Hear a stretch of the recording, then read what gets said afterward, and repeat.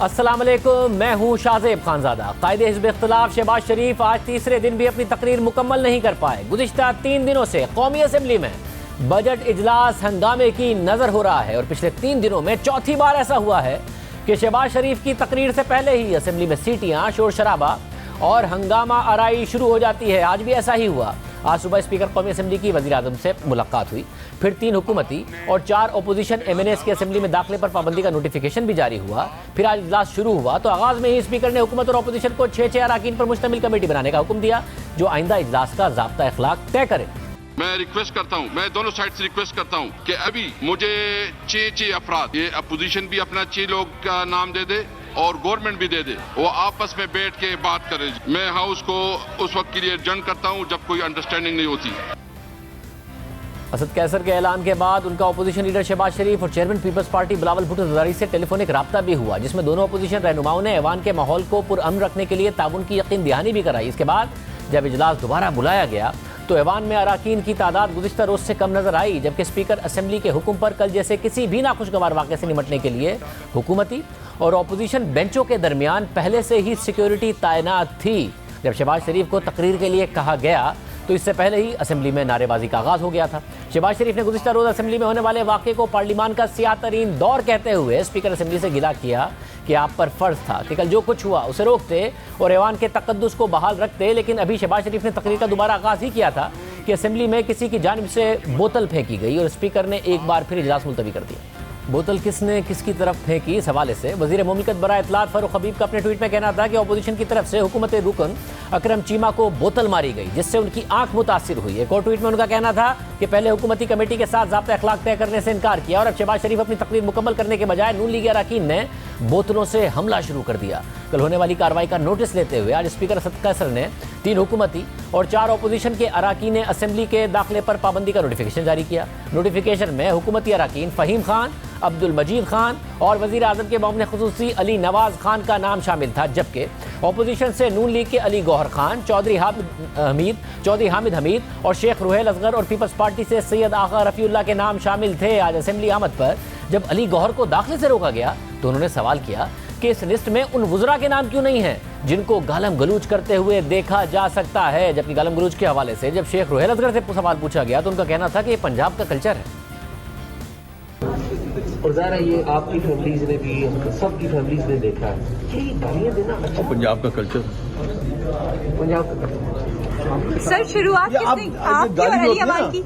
ये आप पे डिपेंड करता है, आप इसको किस तरह लेते हैं। सर ये आपने गाली देने को पंजाब के कल्चर से जोड़ दिया क्या होता है, गुस्से में आके बंदा कर जाता है। नून लीग ही के रहनुमा राना सनाउल्लाह से पूछेंगे कि पंजाब का कौन सा कल्चर है जिसकी बात कर रहे हैं। स्पीकर असद कैसर के आज अरकान असम्बली को जारी होने वाले नोटिस के हवाले से बिलावल भुट्टो ज़रदारी ने उन्हें एक खत भी लिखा जिसमें उनका कहना है कि 7 MNAs को असम्बली से निकालने का मतलब है कि आप वाक़े की संगीनी से ही लाइल्म हैं, यह कवानीन की खिलाफ वर्जी है। उन्होंने वज़ीर आज़म की इस पूरे मामले पर खामोशी पर भी सवाल उठाया और स्पीकर को पार्लियामान का तक़द्दुस बहाल करने का कहा। ना सिर्फ ये, आज इजलास से पहले शहबाज शरीफ और बिलावल भुट्टो की असम्बली में अपोजिशन लाउंज में मुलाकात भी हुई जिसमें अपोजिशन ने स्पीकर असद कैसर के खिलाफ तहरीक अदम एतमाद लाने का फैसला किया, जिसके लिए 7 रुकनी कमेटी का भी ऐलान कर दिया है। कमेटी में पीपल्स पार्टी ने शाजिया मरीन, नवीद कमर और राजा परवेज अशरफ का नाम तजवीज़ किया है, जबकि नून लीग से अयाज सादिक और राना सनाउल्लाह कमेटी का हिस्सा होंगे। साथ ही कमेटी में JUIF के भी 2 अरकान शामिल होंगे। इसी कमेटी में शामिल राना सनाउल्लाह हमारे साथ मौजूद है और साथ ही वफाकी वजीर शफकत महमूद साहब भी हमारे साथ मौजूद हैं। पहले शफकत साहब आपसे शुरू करेंगे। साहब, आज वजीर आज़म से मिले स्पीकर साहब, उसके बाद कार्रवाई करें वो 7 अरकान के खिलाफ जिसमें से भी 4 अक्सरियती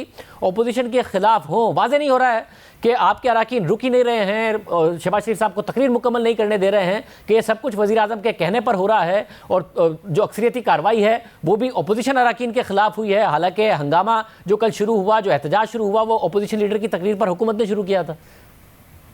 मेरा ख्याल है कि नून लीग के अंदर एक गिरोह है जो शायद मरियम साहबा के साथ मुंसलिक है।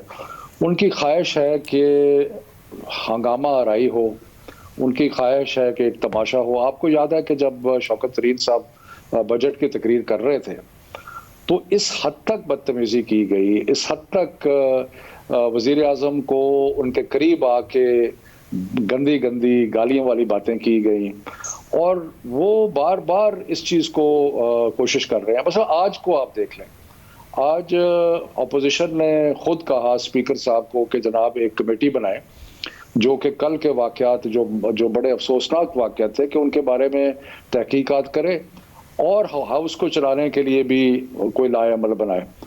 और उसके बाद जब स्पीकर ने उनको कहा कि आप मुझे नाम दें कमेटी के लिए, तो उन्होंने नाम देने से इनकार कर दिया। उसके बावजूद स्पीकर ने कहा कि चलें अगर नाम अभी नहीं भी आए तो हम हाउस जो है उसको स्टार्ट करते हैं।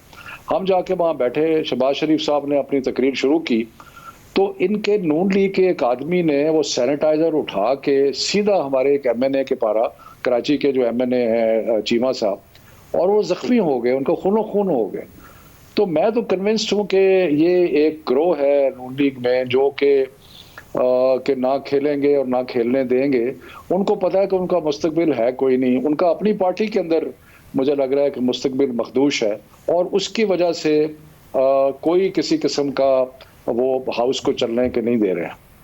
मतलब मगर अपोजिशन अगर चाहती भी है कि इस्तेहकाम वाली सूरत हाल हुकूमत के लिए ना हो, तो हुकूमत की तो हमेशा जिम्मेदारी होती है और हुकूमत चाहती है कि चीज़ें बेहतर हो। नून लीग की बजट स्पीच में आप लोग भी यही करते थे। मिफ्ता इस्माइल ने जो आखिरी बजट पेश किया उसमें तहरीक इंसाफ ने क्या नहीं किया, इसके अलावा तहरीक इंसाफ क्या नहीं करती थी पार्लियामेंट के हवाले से, मगर नून लीग की खुशी होती थी आप पार्लियामेंट का हिस्सा रहे, चाहे आपने इस्तीफे भी दे दिए थे। आप लोग क्यों नहीं सूरत हाल बेहतर करना चाहते? आपने पीपल्स पार्टी और नून लीग को मुत्तहिद कर दिया है। पिछले इजलास में एहसन इकबाल साहब और बिलावल भुट्टो ज़रदारी आमने सामने थे, अब ये दोनों मिलकर आपके सामने हैं, तहरीक अदम एतमाद लाने की बात कर रहे हैं।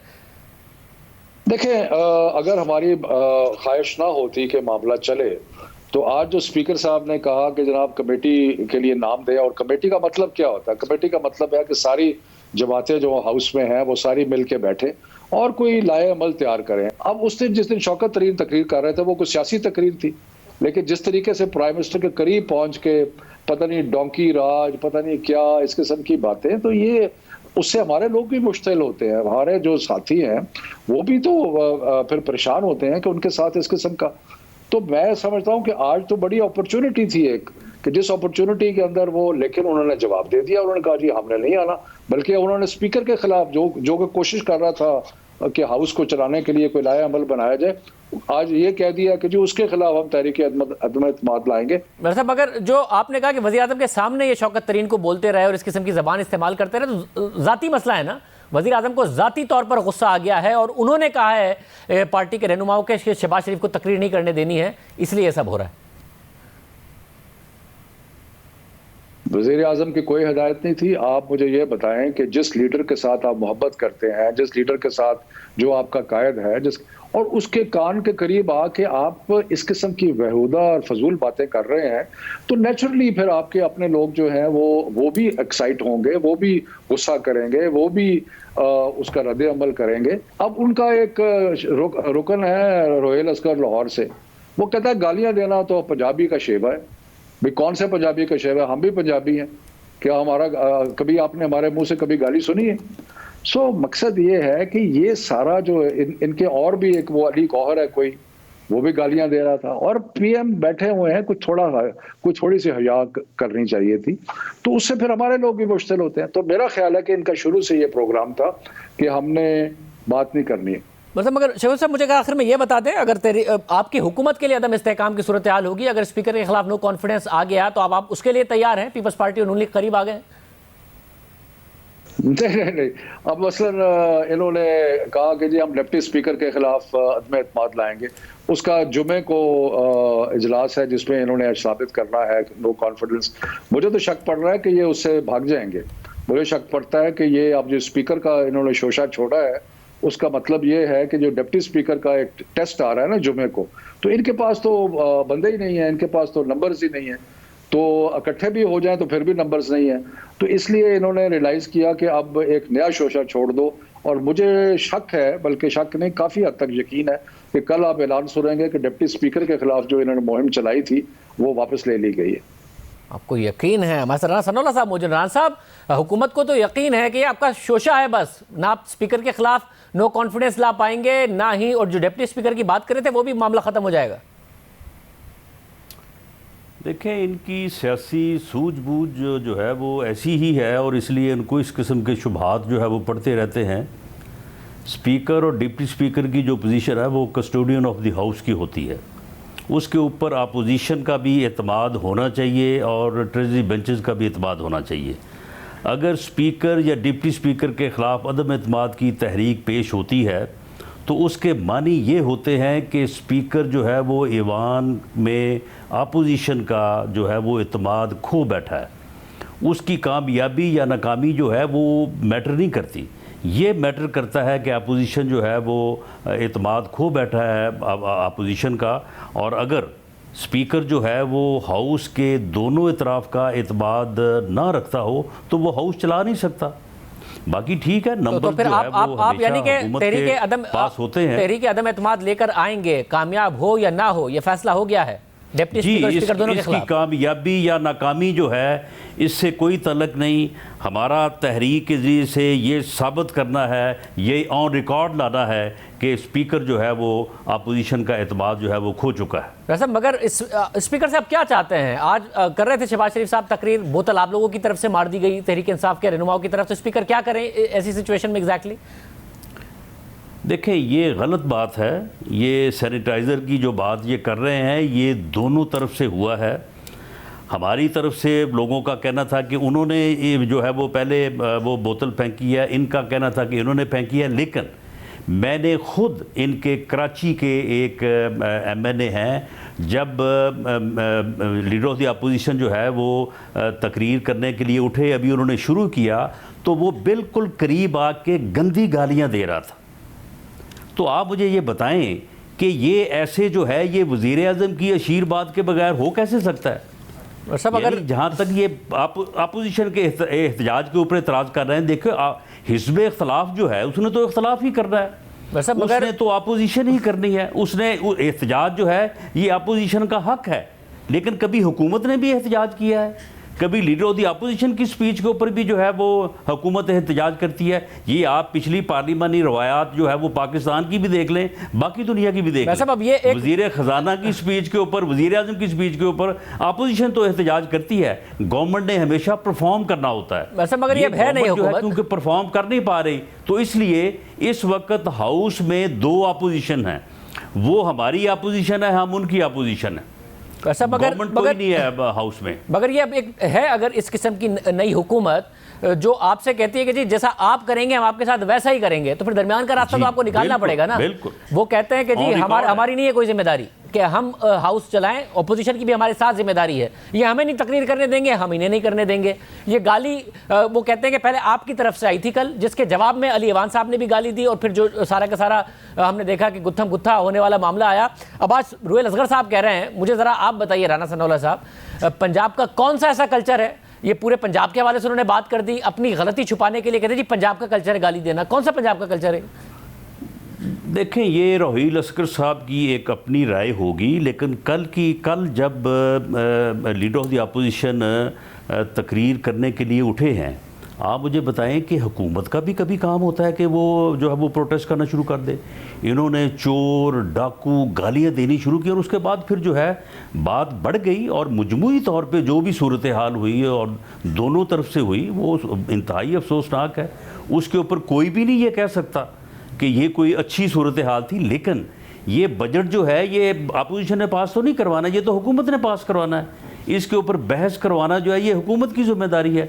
अगर ये नहीं चाहते तो आज तीसरा दिन हो गया, लीडर ऑफ द अपोजिशन अपनी स्पीच नहीं कर सके, तो ये जो है ये फिर और जो 2 दिन है उसके बाद तो फिर स्पीचेस का वक्त ही जो है वो खत्म हो जाएगा। उन्हें नहीं चाहिए आपकी स्पीच, तो ये वो कह रहे हैं कि पाकिस्तान की तारीख करनी है तो करें, ये पहला मौका होगा।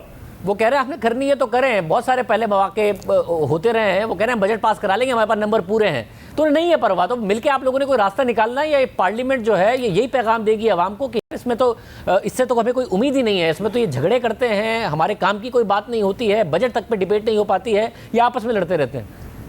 मैं ये शाहजेब ये बात कह दूं कि वज़ीर आज़म ऑन रिकॉर्ड हैं, ये प्रेसिडेंशियल फॉर्म ऑफ गवर्नमेंट चाहते हैं, और ये पार्लियामेंट को जो है वो ख्वार करने, पार्लियामेंट को डिस्क्रेडिट करने की ये सोची समझी कोशिश है, और ये इसको इसी तरह से जारी रखेंगे ताकि पार्लियामेंट डिस्क्रेडिट हो और ये अपने मकसद की तरफ जो है वो आगे बढ़ सकें। तो ये मकसद नाकाम कीजिए ना। स्पीकर ने जब कहा है, अगर मकसद ये है जो आप कह रहे हैं, तो स्पीकर ने कहा कि जी कमेटी बना लेते हैं हुकूमत और अपोजिशन की, आप लोग उसके लिए भी नहीं माने, ताकि जी अच्छे अंदाज में बात आगे बढ़ सके, आप उनकी सुने वो आपकी सुने और पार्लियामेंट का माहौल ठीक हो। नहीं शाहजेब, हमने स्पीकर साहब से कहा था कि आपने ये जो आई वाश किया है, वो मिनिस्टर आपके सामने जो है वो बेंचों के ऊपर चढ़ चढ़ के जो है वो मारते रहे हैं बुक्स और गालियाँ देते रहे हैं।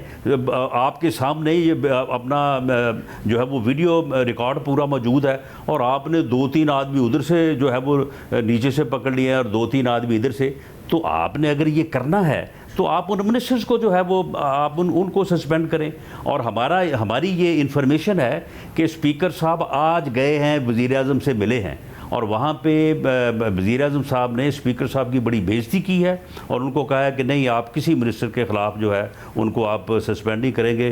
वो उन्होंने सिर्फ 3 नामों की इनको मंजूरी दी, इन्होंने 3 वो और 4 हमारे शामिल करके तो उन्होंने वो ऑर्डर्स कर दिए। हमने उनको कहा था कि आप अपने ऑर्डर्स वापस लें और उसके बाद जो है वो आप पार्लियामानी कमेटी बनाएं और उसकी सिफारिशात के ऊपर जो है वो एक्शन लें, लेकिन वो ऐसा कर नहीं सकते। वज़ीर आज़म जो है वो उनके इख्तियारात जो है वो उन्होंने सल्ब किया हुआ है और उनका मकसद यही है कि ये पार्लियामेंट जो है ये डिस्क्रेडिट हो लोगों की नज़र में, मीडिया की नज़र में और हर किसी की नज़र में, ताकि वो अपना जो उनका दरीना उनका जो है वो प्रेसिडेंशियल फॉर्म ऑफ गवर्नमेंट का मामला उसको जो है वो आगे बढ़ाया जा सके। ये एक साजिश हो रही है पार्लिमानी जमहूरी सिस्टम के खिलाफ। बहुत शुक्रिया। राना सनाउल्लाह साहब हमारे साथ मौजूद थे, दोनों का मौका आपने सुना। प्रोग्राम में एक ब्रेक शामिल करते हैं।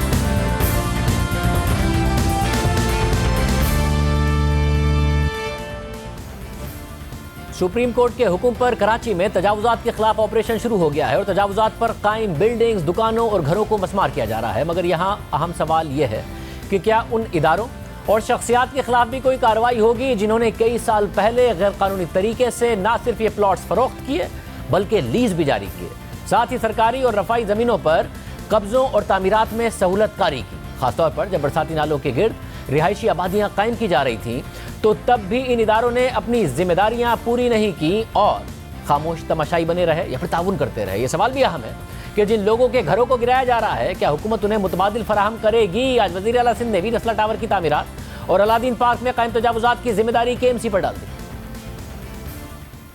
नस्ला टावर को गिराने के लिए कहा है, सिंध हुकूमत ने नहीं दिया, KMC ने दिया। जिस दौर में दिया है वो देख लें।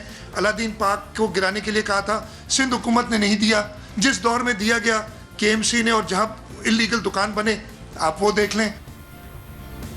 सुप्रीम कोर्ट कराची रजिस्ट्री में कराची में तजावुजात से मुताल्लिक केसेस की अहम समाअत जारी है। चीफ जस्टिस गुलजार अहमद ने आज फिर सख्त अहकाम जारी करते हुए शारा फैसल पर कायम नस्ला टावर गिराने का हुक्म दे दिया। साथ ही गुज्जर नाले पर तजावुजात के खिलाफ ऑपरेशन जारी रखने का भी हुक्म दे दिया है। चीफ जस्टिस ने अलादीन पार्क में कायम पवेलियन एंड क्लब और 450 दुकानें गिराने के लिए एंटी इंक्रोचमेंट के अमले को मजीद 1 हफ्ते की मोहलत भी दे दी है। सुप्रीम कोर्ट में अहम समाअत जारी है। साथ ही तजावुजात के खिलाफ ऑपरेशन भी हो रहा है। इस मामले पर बात करने के लिए हमारे साथ साबिक एडमिनिस्ट्रेटर कराची फ़हीमुज़्ज़मा मौजूद है। फ़हीमुज़्ज़मा साहब बहुत शुक्रिया। जब सिंध हुकूमत ज़ाहिर KMC पर जिम्मेदारी डाल रही है, पिछले अदवार पर जिम्मेदारी डाल रही है, मगर ये सवाल अपनी जगह मौजूद है कि क्या उन लोगों के खिलाफ भी कार्रवाई होगी। लोगों के तो घर खाली कराए जा रहे हैं, गिराए जा रहे हैं, ये क्या मामला है सारा का सारा? नहीं, देखिए, पहली बात तो ये कि ये बिल्कुल सही है। एटलीस्ट अलादीन पार्क या अम्यूज़मेंट पार्क के तक KMC ने किया, मगर गवर्नमेंट ऑफ सिंध की अप्रूवल से किया, ठीक है। और एक चीज़ ये समझने की ज़रूरत है कि जो सफारी पार्क का जो ओरिजिनल मास्टर प्लान था उसमें रेलवे लाइन और राशिद मिन्हास रोड के दरमियान जो 52 एकड़ का जो रकबा था वो हमेशा से ईयरमार्क था अम्यूज़मेंट पार्क के लिए। शोमिया किस्मत हमारी है कि हमारे जब मैं एडमिनिस्ट्रेटर बना तो उस वक्त जो है अखबारों में इश्तिहार वगैरह उसके दिए गए थे, मतलब वो जो थी बिड्स और प्रपोजल्स इनवाइट किए गए थे और हमने जो है इनको शॉर्ट लिस्ट किया जो मौजूदा वो हैं। KMC खिला में तो कोई चीज़ नहीं है ना। KMC बहरहाल गवर्नमेंट ऑफ सिंध के मातहत है, लोकल गवर्नमेंट डिपार्टमेंट के अंडर आती है और उसकी अप्रूवल के बगैर, planning and development ACS PND की अप्रूवल के बगैर तो इस तरह की कोई चीज़ नहीं हो सकती। मगर बुनियादी जिम्मेदारी KMC की है क्योंकि KMC ने किया और KMC बहरहाल गवर्नमेंट ऑफ सिंध का एक मातहत इदारा है। साहब, मुझे मुख्तलिफ जगहों के बारे में बात करता हूँ मैं आपसे, मगर पहले गुज्जर नाला है, यहाँ से लोगों को हटाया जा रहा है, ज़ाहिर अदालत का ऑर्डर है, मगर क्या लोगों को मुतबादिल नहीं दिया जा सकता? वो बेघर हो जाएं, एक क्राइसिस नया पैदा हो जाए, या हुकूमत कुछ कर सकती है उनके लिए? देखिए बिल्कुल कर सकते हैं। जैसे मैं अर्ज करूं, दफ़ा 144 अंग्रेज छोड़ के गया है स्टैचू बुक्स पे, उसको लगाते तो आप आज भी हो ना। आज आपके पास ऑल्टरनेट, हमने लियारी नदी से लोगों को उठाया, हमने उनको हॉक्स बे पे और उस पे रीसेटलमेंट स्कीम बनाई। शफीक पराचा साहब उसके प्रोजेक्ट में बड़ा अच्छा। आज वो जो हमने 80 गज का प्लॉट दिया था, 8-8 लाख रुपए में लोग बेचते हैं वो। तो ऐसा नहीं है, अगर आप 80 की जगह बाद में इंक्रीमेंटल हाउसिंग में 120 गज आपने कर दिया, आप अगर 5-6 हज़ार फैमिलीज़ को अगर आप दे दोगे, गवर्नमेंट ऑफ सिंध अगर दे देगी, कराची शहर 3,557 स्क्वायर किलोमीटर का है, उसमें से जो अर्बन एरिया है वो सिर्फ 754 स्क्वायर किलोमीटर का है। आप 200-300 एकड़ दे दोगे, आप बैरियर टाउन को 18,000-20,000 एकड़ ज़मीन दे देते हो, जो कि इंक्रीमेंटल हाउसिंग के लिए, यानी गरीब गुरबा के लिए 80 और 120 गज के प्लॉटों के लिए रखी थी, आप उनको दे देते हो। आप DHS सिटी को दे देते हो। आप नहीं देते तो ये 200-300 एकड़ ज़मीन इन मुतासरीन को नहीं दे सकते, जो मजबूरी के आलम में। देखिए, नदी में या नाले में कोई आदमी खुशी से तो नहीं बैठा ना, बीमारी है, कचरा है, सब कुछ है। आप, ये तो रियासत की जिम्मेदारी है कि लोगों की ज़िंदगी को हाउसिंग, जॉब्स, तालीम ये वो प्रोवाइड करे। तो मसला क्या है? फेडरल गवर्नमेंट ने 3 साल का किराया यानी 90,000 रुपये 6-6 महीने करके देने का वो किया था, फेडरल गवर्नमेंट दे रही है। तो गवर्नमेंट ऑफ सिंध भी अगर 300-400 एकड़ ज़मीन अगर दे देगी, तो आप इस तरह समझिए कि डिस्ट्रिक्ट सेंट्रल 19,000 एकड़ पे है, ये 300 एकड़ ज़मीन कितनी भारी पड़ेगी भाई आपको? अच्छा, फिर साथ बताइएगा, जो अब टावर है, नस्ला टावर हो गया है, दूसरी जहां बिल्डिंग्स बन गई हैं, उनकी लीज भी हुई, अवाम ने तो पैसे दिए, बुक कराया, अब वहां पर रह रहे हैं, लाखों करोड़ों रुपए उनके लग गए। अब बिल्डर्स ने क्या किया, उसके पीछे ऑफिशियल्स ने क्या किया, उनकी जिम्मेदारी थी। इस अवाम का क्या कसूर है? इनको कैसे कॉम्पेंसेट किया जाए? जी, नस्ला टावर की देखिए बात है, तो उसकी बाकायदा किसी ने परमिशन ली, ठीक है, उसका प्लॉट था, उसने और सिंधी मुस्लिम से कराया, जो भी किया। बिल्डर ने गलत काम किया, ठीक है, उस बिल्डर ने इन्वेस्टमेंट्स की, बिल्डर ने पैसे कमाए, बिल्डर जिंदा है, वो तमाम सरकारी अफसरान जिन्होंने गलत काम किया वो जिंदा हैं। लोगों के ऊपर जुर्माने होने चाहिए। आप नस्ला टावर गिराइए, आप जो बिल्डर्स हैं, जो लोग हैं जिन्होंने पैसे बनाए, उनसे उनके पैसे वापस करवाइए। देखिए ना, एक आम आदमी जो है, जब वो सिंध बिल्डिंग कंट्रोल अथॉरिटी का एक NOC देखता है, NOC टू सेल देखता है, जब बिल्डिंग प्लान्स देखता है, अब एक बिल्डिंग बन रही है, कोई क्यों नहीं खरीदेगा? एक आम आदमी को नुकसान नहीं होना चाहिए। मगर वो लोग जिनकी तोंदें जो हैं फैली जाती हैं, जो दबा के पैसा बना रहे हैं इन उल्टे सीधे धंधों से, उनको आप वो ठहराइए। आप बाकायदा FIRs काटिए, उनको पकड़िए, आप देखिए एक एक पैसा लोगों का वापस मिलेगा। बहुत शुक्रिया। फिर साहब हमारे साथ मौजूद थे। दूसरी जानिब पंजाब हुकूमत गैर कानूनी हाउसिंग स्कीम्स को रेगुलराइज कर रही है। तकरीबन 6,000 गैर कानूनी हाउसिंग स्कीम्स को रेगुलराइज किया जाएगा। इस हवाले से जंग में आज सहाफ़ी उमर चीमा की खबर छाया हुई है, जिसके मुताबिक वफाकी हुकूमत की हिदायत पर पंजाब हुकूमत ने जल्दबाजी में एक ऑर्डिनेंस जारी किया। ये पूरा अमल बगैर किसी मुनासिब मुशावरत के मुकम्मल किया गया और मुतल्लिका महकमों को भी इस सिलसिले में एतमाद में लेना ज़रूरी नहीं समझा गया। ऑर्डिनेंस का मुसविदा एक आईनी ओहदेदार की मदद से तैयार किया गया ताकि इस कानून को किसी अदालत में चैलेंज किया जाए तो कानूनी बहरान से बचा जा सके। इसलिए फैसला किया गया कि सुप्रीम कोर्ट या लाहौर हाई कोर्ट के किसी रिटायर्ड जज को कमीशन का सरबराह बनाया जाए। जराये के मुताबिक वफाकी हुकूमत साबिक जज अजमत सईद शेख को कमीशन का सरबराह बनाना चाहती है। खबर के मुताबिक पंजाब हुकूमत के इस ऑर्डिनेंस को लैंड माफिया के लिए NRO तस्वुर किया जा रहा है, क्योंकि बज़ाहिर गैर इस्तेमाल शुदा इराजी पर रिहायशी कीमत का 2% टैक्स लगाकर क्लीन चिट दी जाएगी। इस मामले से ताल्लुक रखने वाले एक अफसर के मुताबिक 2% जुर्माना लगाकर ब्लैंक चेक दिया जा रहा है। प्रोग्राम में शामिल करते हैं।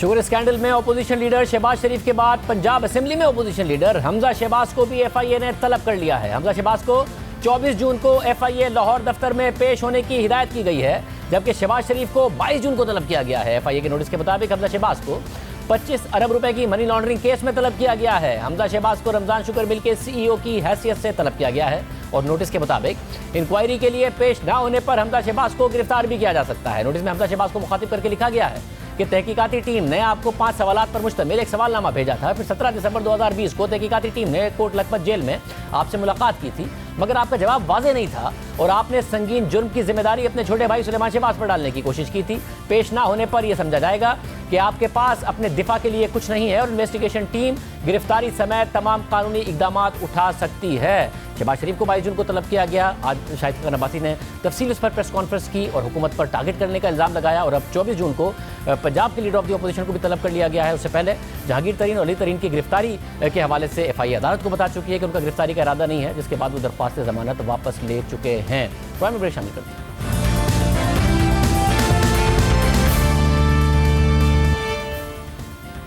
नून लीग के सीनियर रहनुमा ख्वाजा आसिफ की गिरफ्तारी को 6 महीने होने वाले हैं, मगर अब तक नैब उनके खिलाफ रेफरेंस दायर नहीं कर सका है। अदालतें मुसलसल बरहमी का इजहार कर रही हैं। पहले लाहौर की एहतसाब अदालत ने बरहमी का इजहार किया और अब आज लाहौर हाई कोर्ट ने भी बरहमी का इजहार किया। लाहौर हाई कोर्ट में आज ख्वाजा आसिफ की जमानत की दरख्वास्त पर समाअत हुई। समाअत के दौरान नैब प्रोसिक्यूटर ने अदालत को बताया कि रेफरेंस बनाकर इस्लामाबाद भेज दिया है, 2 हफ्ते का वक्त दे दें, सब पेश कर देंगे। इस पर जस्टिस आलिया नीलम ने कहा कि क्या हम दरख्वास्त जमानत को 2 हफ्ते तक इल्तवा में रखें? इतने अरसे से ये केस इल्तवा में है। अदालत ने पूछा कि मुलजिम कब से जुडिशल रिमांड पर है। उस पर ख्वाजा आसिफ के वकील ने बताया कि मुलजिम 27 जनवरी से जुडिशल रिमांड पर है। 3 साल से नैब एक ही सवाल कर रहा है।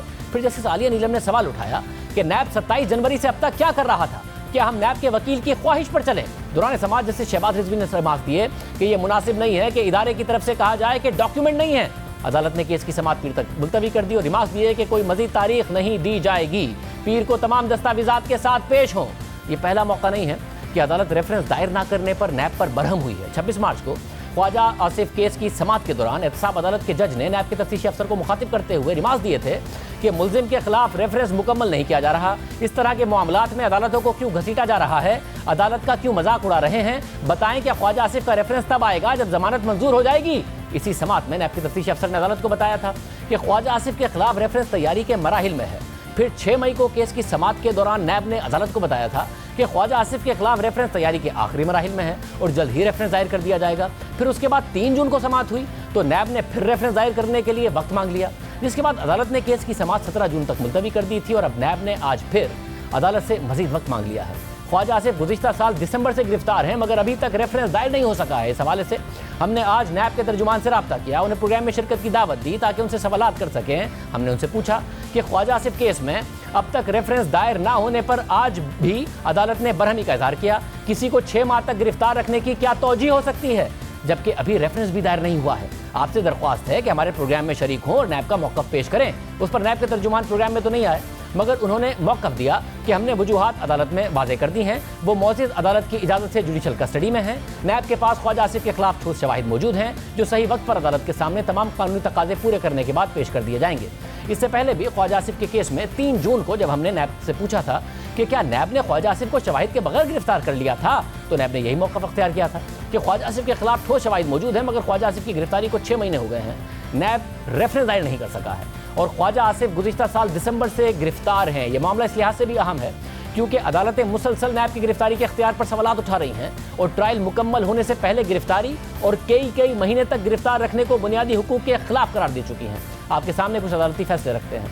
गुज़िश्ता साल जुलाई में सुप्रीम कोर्ट ने ख्वाजा साद रफ़ीक के केस में अपने फैसले में लिखा था कि आइन में सिर्फ एक बुनियादी हक है जो गैर मशरूत है और उसे किसी सूरत मजरू नहीं किया जा सकता और ना ही उसकी खिलाफ वर्जी हो सकती है। वो हक है इंसानी वकार का और ट्रायल से पहले गिरफ्तार करके कैद रखने के संगीन नताइज होते हैं। ऐसी गिरफ्तारियों से बेइज्जती और तौहीन होती है, ना सिर्फ मुल्जिमान की बल्कि उनके खानदान की। गिरफ्तारी किसी शख्स की शोहरत, साख और मुआशरे में उसकी मौजूदगी को बुरी तरह मुतासिर करती है, उसे नफरत का निशाना बनाती है। और आज की मीडिया के दौर में किसी भी मुल्जिम की गिरफ्तारी और उसके खिलाफ इल्जामात लगाना कयास सराइयों की एक ऐसी मुहिम को जन्म देता है जिससे उसके खानदान की तजलील की जाती है, उन्हें शर्मिंदा किया जाता है और इस तरह एक शख्स के वकार को खतरे में डाल दिया जाता है। ज़्यादातर लोगों को जुर्म साबित होने से पहले की गिरफ्तारी और जुर्म साबित होने के बाद की गिरफ्तारी का फ़र्क ही नहीं पता होता। इसके अलावा सुप्रीम कोर्ट ने अपने फैसले में मजीद लिखा था कि जब इस सवाल का सामना हो कि मुल्जिम को जमानत दी जाए या नहीं, तो फिर यह बात जहन में रखनी चाहिए कि जमानत का मकसद यह है कि मुल्जिम की ट्रायल में हाजिरी यकीनी बनाई जाए। इसका मकसद सज़ा या एहतियात नहीं, किसी शख्स को गिरफ्तार करना और उससे आज़ादी छीनने को सज़ा के अलावा और कुछ नहीं समझा जा सकता, खासतौर पर उस वक्त जब मुल्जिम के ट्रायल पर हाजिरी को यकीनी बनाने के मुतबादिल रास्ते मौजूद हों। तमाम मुहज़्ज़िब मुआशरे इस उसूल को तस्लीम करते हैं कि सज़ा सिर्फ अदालती फैसले के बाद ही हो सकती है। जब तक ट्रायल के बाद मुल्जिम को सज़ा नहीं हो जाती वो बेगुनाह ही समझा जाएगा। इसके अलावा इस्लामाबाद हाई कोर्ट के चीफ जस्टिस ने 4G केस में अपने फैसले में लिखा था कि आज़ादी किसी भी शहरी का हक है और किसी शहरी से यह हक नहीं छीना जा सकता। नैब का गिरफ्तारी का इख्तियार बुनियादी इंसानी हुकूक के खिलाफ है।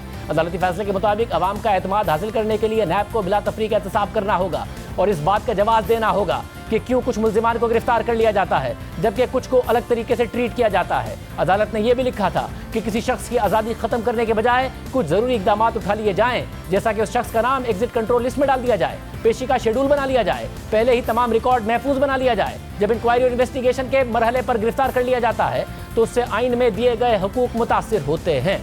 इसी तरह LNG केस में इस्लामाबाद हाई कोर्ट ने अपने फैसले में लिखा कि वाइट कॉलर क्राइम में किसी भी शख्स की गिरफ्तारी के लिए ठोस वजूहात का होना जरूरी है, खासतौर पर उस वक्त जब मुल्जिम तहकीकात में ताउन कर रहा हो या उसके फरार होने का खदशा ना हो। इन हालात में दरख्वास्त गुजार को कैद में रखना उसे सजा देने के बराबर है। हालांकि हकीकत यह है कि जब तक जुर्म साबित ना हो जाए मुल्जिम बेगुनाह समझा जाता है। किसी भी कसूरवार को दिए जाने वाले रिलीफ का इजाला उसे सजा देकर किया जा सकता है, मगर किसी बेगुनाह की कैद का इजाला मुमकिन नहीं है। ये अदालती फैसले आ चुके हैं और फिर भी ख्वाजा आसिफ पर जुर्म साबित होना दूर की बात, नैब रेफरेंस भी दायर नहीं कर सका है और वो 6 माह से कैद में है। इजाज़त दीजिए, अल्लाह हाफ़िज़।